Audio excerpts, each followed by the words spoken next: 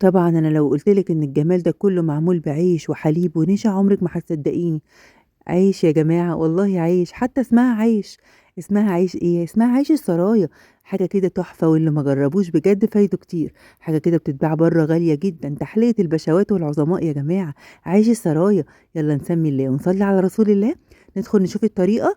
بسم الله الرحمن الرحيم. أول حاجة جهّزت الكاسرولة بتاعتي أو الحلة، ونزلت فيها كده بكوباية من السكر، وعليها كوباية إلا ربع من المَيّة، عصرة نُص ليمونة، ومعلقة صغيرة كده أو نُص معلقة صغيرة من الفانيليا السايلة، أو كيسين من الفانيليا الباودر. تمام كده، ورفعت بقى الشربات أو السيرب بتاعنا دوّة على النار. ودلوقتي بقى هنعمل العيش بتاعنا، وأنا جِبت عيش توست، كام واحدة كده من العيش التوست، وقطّعت الأطراف بتاعتهم لغاية ما أكمّل أو أقفّل بيهم الصينية بتاعتي، يعني على حسب الصينية اللي هتستخدميها. وهنا أنا استخدمت أكبر قالب في قوالب البايركس، يعني صينية كبيرة مقاس 30 أو 32 كمان. هنا الشربات بدأ يغلي، هاسيبه بس 5 دقايق وهاطفي عليه على طول وارفعه من على النار. أنا عايزة الشربات يبقى خفيف. جبت بقى الصينية أو القالب بتاعي البايركس، ورصيت فيه كده التوست بعد ما قطعت الأطراف بتاعته. هابدأ أرص كده وأقفل الصينية من تحت خالص بالشكل اللي حضراتكم شايفينه ده. والحروف طبعًا باقطعها، يعني الحتت الفاضية كده باقطع التوست على 2، وباقفل الصينية بالشكل دوّة. كده زي الفل. هادخّل بقى التوست ده يتحمّص في الفرن، يتحمّص كده على درجة حرارة حوالي درجة حرارة 200. أول ما اتحمّص كده وخد اللون الدهبي الجميل ده، نزلت عليه بالشربات. بُصّوا الشربات بتاعي كان خفيف وزي الفل كده. نزلت عليه بالشربات وبُصّوا بدأ يبقبق إزاي كده. كان الشربات سُخن، وكان كمان العيش بتاعي سُخن. نزلت كده عليه بالشربات وبدأت أساويه علشان يشرب كل الشربات. ومش قادرة أقول لكم طعم العيش ده لمّا بيشرب الشربات ده بيبقى طعمه عامل زي البسبوسة، حاجة كده بجد تحفة.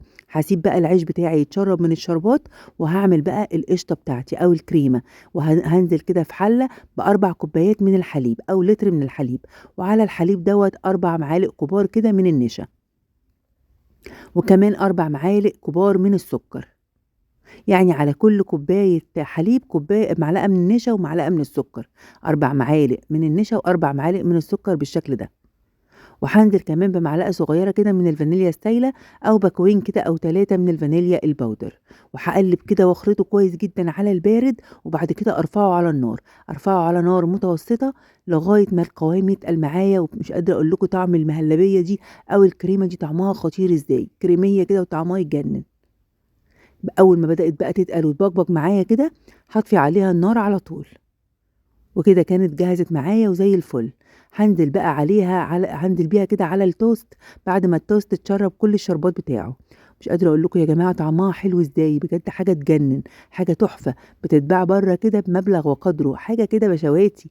بس مش قادرة أقول لكم سهلة إزاي وجميلة وناجحة جدًا. أول بقى ما سِبتها ما قلبت الكريمة أو حطيت الكريمة كده على التوست، حطيت عليها كيس تلاجة علشان أنا مش عايزة طبقة الكريمة دي يتعمل وِش خالص. أنا عايزاها كده يبقى وشّها كده مكرمش بالشكل ده. أول ما بدأت تبرد وتاخد درجة حرارة المطبخ، شِلت على طول كيس التلاجة كده من عليها. وسِبتها طبعًا بعد ما بردت خالص وخدت درجة حرارة المطبخ، نزلت عليها كده بعلبة من القشطة. والقشطة دي طبعًا بتتباع ومتوفرة في أي سوبر ماركت. نزلت كده بعلبة من القشطة، وعلبة القشطة دي غطيتها لي خالص. وهابدأ أفرد كده بضهر المعلقة القشطة على طبقة الكريمة بتاعتي. هافردها كده واسويها بالشكل ده. هاوزّعها كده طبعًا وهتكفّي. ومش قادرة أقول لكم طعمها عامل إزاي. أنتِ بتاكلي بالضبط بسبوسة بالقشطة، بس أخف وألذ وأطعم وأجمل بكتير.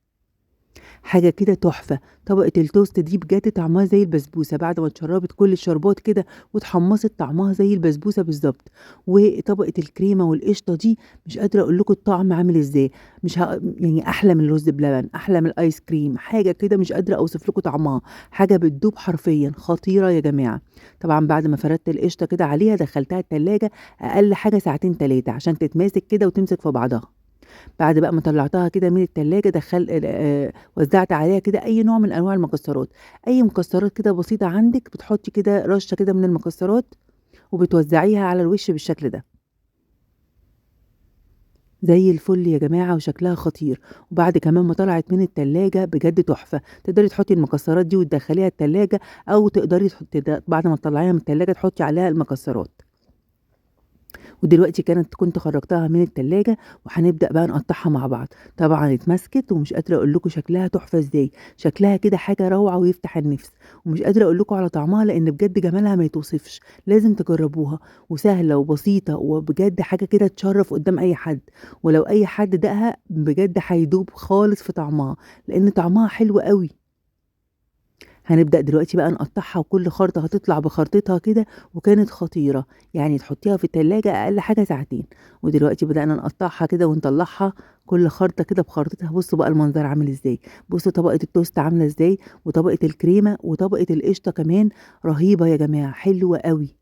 تقدري تستبدلي القشطة دي بكريم شانتيه، نُص كوباية من الكريم شانتيه عليها نُص كوباية من الحليب المثلج، بس عايزة أقول لكم إن هي بالقشطة أحلى بكتير، يعني أنا باعملها ساعات بالكريم شانتيه لمّا يكون القشطة مش متوفرة عندي، وباعملها كمان بالقشطة، بس في الطعم بالقشطة أحلى بكتير، وهي دي الطريقة الصحيحة ليها، إنِّك تحطّي كده طبقة من القشطة فوق الوش، كمان تحطّي وتوزّعي مكسرات بالشكل ده، عشان تطلع لِك بنفس الطعم. رهيبة يا جماعة، بُصّوا بقى الخرطة بتطلع بخرطتها إزاي، مش قادرة أقول لكم بجد طعمها عامل إزاي، بُصّوا لمعة القشطة كده فوق الوش وعليها المكسرات، غير طبقة الكريمة، غير طبقة التوست، حاجة بجد روعة، وسهلة وما خدتش مننا أي وقت، بسيطة جدًا، أي حد يقدر يدخل المطبخ ويعملها، ووفّري فلوسِك وكلي بقى حاجة عظمة، وحسّي كده إحساس البشوات والملوك، حاجة رهيبة بجد، جرّبوها يا حبايبي، أتمنى النهارده الوصفة والطريقة تكون عجبتكم، ما تنسوش يا حبايبي لايك كتير للفيديو عشان الفيديو يوصل لأكبر عدد، وكمان لايك للفيديو ولايك للصفحة ودوسي على كلمة متابعة وتعليق حلو منكم عشان تعليقكم بيفرحني جدًا، وعشان كمان يوصل لكم كل فيديو وكل جديد بانزّله. أترككم في رعاية الله، والسلام عليكم ورحمة الله وبركاته.